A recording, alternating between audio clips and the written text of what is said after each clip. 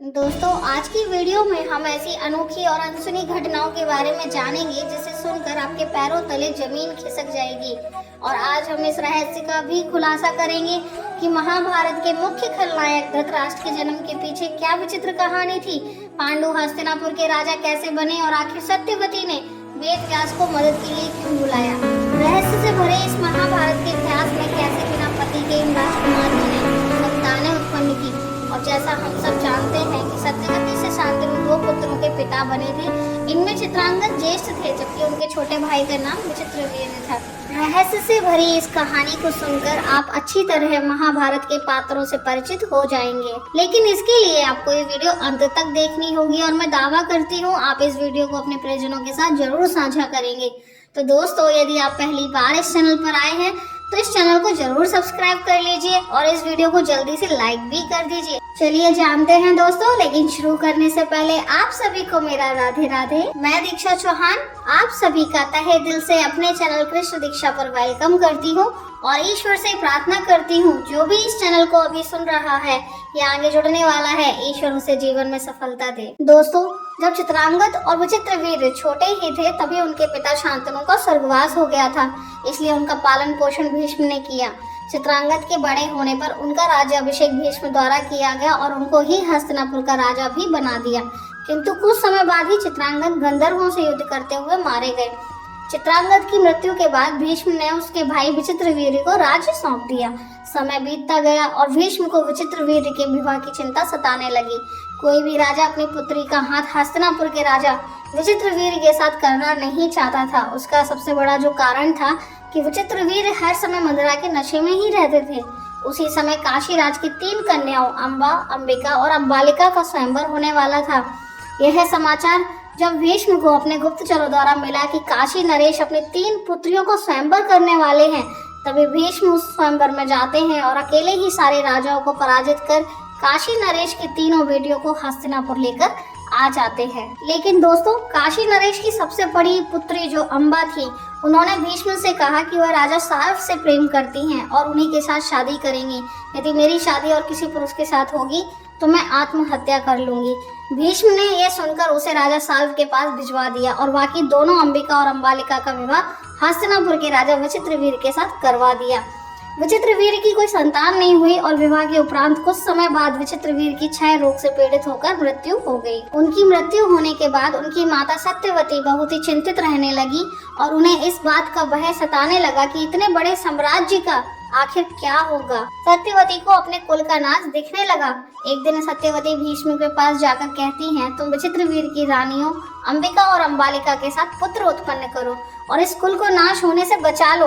परंतु भीष्म ने सत्यवती से कहा, हे माता, मुझे क्षमा करें, मैं ऐसा नहीं कर सकता, क्योंकि मैं आपके सामने ही आजीवन ब्रह्मचर्य की प्रतिज्ञा ली थी जिसे मैं भंग नहीं कर सकता। भीष्म से ऐसा वचन सुनकर माता सत्यवती को अत्यंत दुख होता है और वो चिंतित हो जाती हैं। अचानक उन्हें अपने सबसे पहले जन्मे पुत्र वेद व्यास की याद आई और उन्हें बुलावा भेजा। माता की आज्ञा पाकर वेद व्यास हस्तिनापुर आ गए। सत्यवती ने उन्हें देखकर कहा, पुत्र, तुम्हारे सभी भाई निसंतान ही स्वर्गवासी हो गए, अतः वंश का नाश होने से बचाने के लिए मैं तुम्हें आज्ञा देती हूँ कि तुम उनकी पत्नियों से संतान उत्पन्न करो।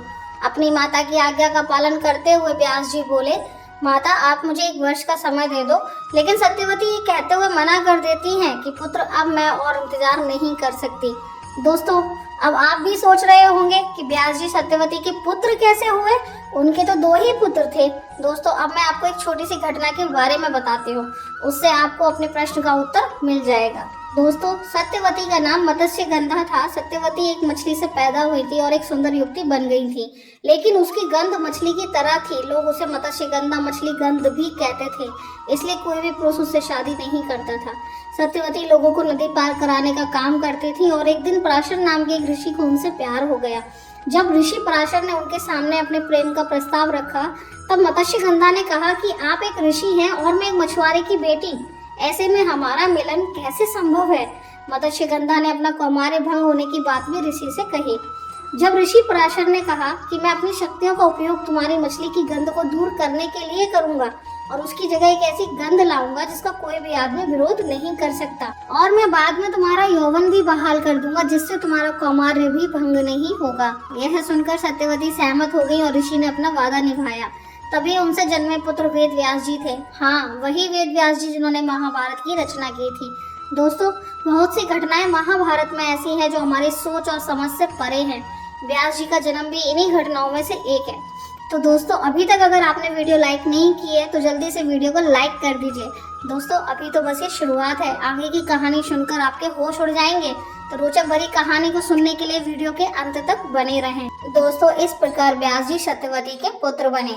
व्यास जी ने अब अपनी माता की आज्ञा मानते हुए उनसे कहा कि वे दोनों रानियों को एक एक करके उनके पास भेजें और उन्हें देखकर जो जिस भाव में रहेगा उसको वैसा ही पुत्र प्राप्त होगा। पहले बड़ी रानी अंबिका कक्ष में गई, लेकिन व्यास जी के भयानक रूप को देखकर डर गई और भय के कारण अपनी आंखें बंद कर ली। इसलिए उन्हें जो पुत्र उत्पन्न हुआ वो जन्मांध था। अतः अंबिका के पुत्र का नाम ही धृतराष्ट्र पड़ा। उसके बाद छोटी रानी अंबालिका कक्ष में गई।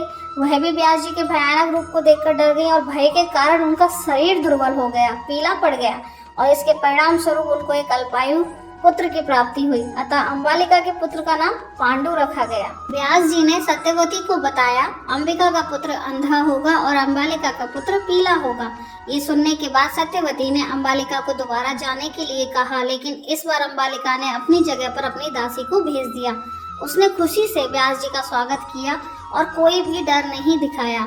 दोनों रानियों के बाद दासी पर भी महर्षि वेद व्यास जी ने अपनी शक्तियों का प्रयोग कर एक पुत्र को जन्म दिया।